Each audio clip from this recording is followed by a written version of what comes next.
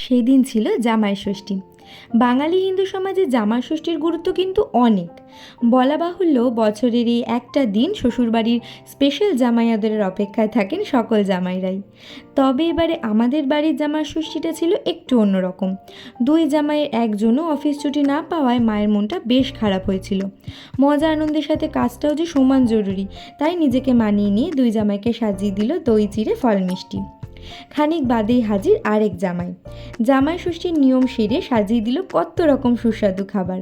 ভাত, কয়েক রকম ভাজা, ডাল, পাশে আছে চিংড়ি ভাপা, সাথে আছে আরেক ঝাল আর কষা মাংস, শেষ পাতে দই মিষ্টি আর আছে আচার পাঁপড়। মায়ের হাতে এত সুন্দর খাবার খেয়ে দুপুরটা একেবারে জমে গেছিল। বিকেলে আবার তিন বোনে মিলে খেলাম চাইনিজ ফুচকা। এবারের জামাই ষষ্ঠীটা আমাদের এভাবেই কাটলো, একটু দুঃখ আর অনেকটা আনন্দ নিয়ে।